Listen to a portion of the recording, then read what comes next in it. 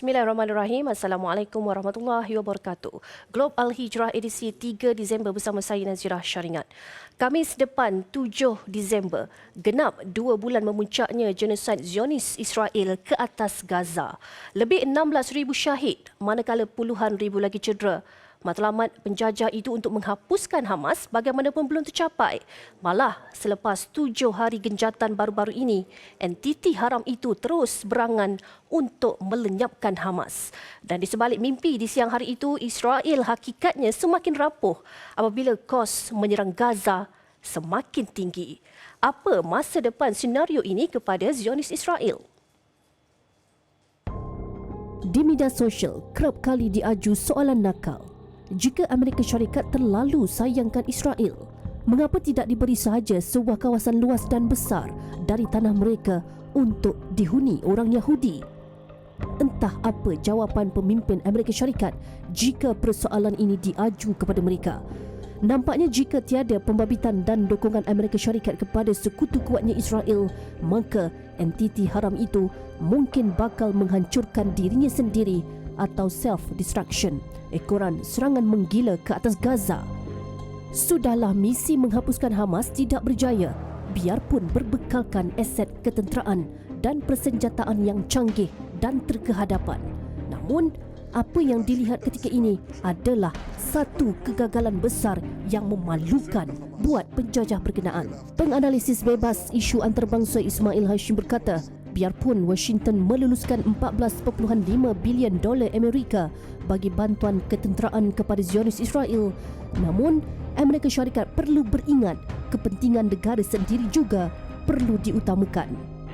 Dari segi bantuan itu, ia akan melihat macam manakah Amerika berterusan boleh memberikan bantuan ketenteraan, bantuan ekonomi kepada Amerika. Kerana ini melibatkan billions of dollar. Ini juga akan memberi kesan kepada ekonomi Amerika, kerana Amerika juga harus memberikan ekonomi dalam negeri, bukan saja terus memberi bantuan kepada Israel. Dan ini juga akan membuka satu suara penentangan, kemungkinan daripada ahli politik Amerika, ahli akademiknya, pakar ekonominya, apakah mereka hendak berkorban kewangan mereka pada masa jangka panjang kepada Israel sendiri. Ismail turut melontarkan persoalan kepada Amerika Syarikat. Adakah kepentingan negara kuasa besar dunia itu kurang penting? Hanya kerana terlalu manjakan Benjamin Netanyahu yang amat dahagakan darah, maka sanggup Washington menghabiskan wang berbilion-bilion dolar. Bank Pusat Negara Haram Israel sebelum ini mendedahkan kos menyerang Gaza kali ini amat tinggi berbanding yang dijangkakan. Pakar dan penganalisis juga turut meramalkan impak yang lebih buruk kepada Israel berbanding yang pernah dialami sebelum ini, hanya kerana rakus dan tamak untuk melakukan genosid ke atas Palestin. Apakah Israel bakal melumpuhkan diri mereka sendiri kerana terlalu mengejar impian melenyapkan Hamas? Ia pasti terjawab satu hari nanti.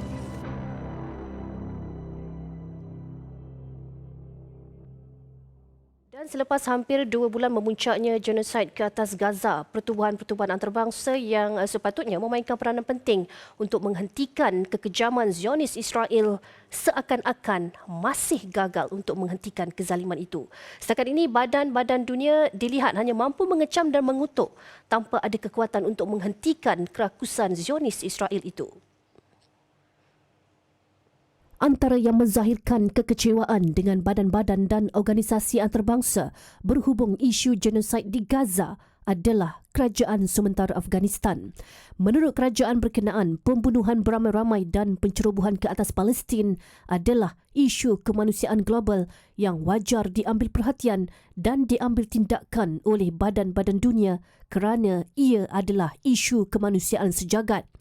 Afghanistan juga menyifatkan konflik ketika ini memusnahkan kredibiliti yang sudah rapuh organisasi-organisasi dunia. Semalam, Afghanistan mengutuk sekeras-kerasnya rejim Zionis kerana meneruskan pengeboman yang membunuh ratusan rakyat Palestin sejak jeda kemanusiaan tamat pagi kemarin. Pentadbiran Afghanistan juga menggesa negara berpengaruh dan badan hak asasi manusia berusaha menghentikan pembunuhan beramai-ramai yang berterusan di wilayah Palestin yang diduduki.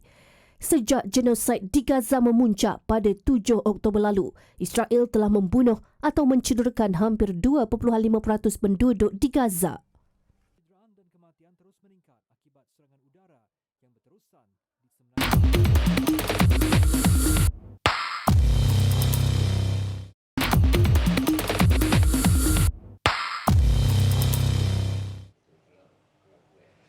Baik, di Dubai, Emiriah Arab Bersatu UAE, naib Presiden Amerika Syarikat Kamala Harris memberi ingatan kepada Zionis Israel supaya penjajah itu mengelak daripada menyerang orang awam di Gaza. Namun persoalannya, sejauh mana Zionis Israel mahu akur dengan kesaan itu? Kerana misi sebenar menghapuskan Hamas adalah misi genosid besar-besaran ke atas Gaza.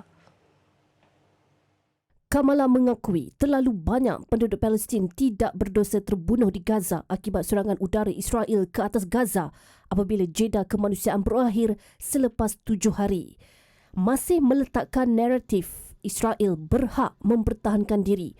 Kamala bagaimanapun berkata, undang-undang kemanusiaan mestilah dihormati, lebih-lebih lagi apabila banyak nyawa tidak berdosa terbunuh. Kamala berkata demikian ketika berada di Dubai sempena Persidangan Perubahan Iklim Pertubuhan Bangsa-Bangsa Bersatu POBB atau COP28. Jelasnya skala kesengsaraan yang dilihat melalui gambar dan video yang tersebar amat dahsyat. Kamala dalam pada itu memberi gambaran bahawa visi Washington selepas selesai konflik Israel-Hamas adalah komuniti antarabangsa harus memberi sokongan ke arah proses pemulihan di samping memperkasa anggota keselamatan Palestin. Kamala bagaimanapun mendakwa Hamas tidak sewajarnya mentadbir Gaza tanpa menerangkan lebih lanjut alasan berkenaan. Hamas telah menguasai Gaza sejak 2007 dan kini berjuang menentang penjajahan dan genosid yang kian memuncak. Baik, sekian Globe Al-Hijrah edisi 3 Disember, lagi kupasan genosid di Gaza dan isu antarabangsa lain minggu depan. Saya Nazira Syaringan. Assalamualaikum warahmatullahi wabarakatuh dan selamat malam.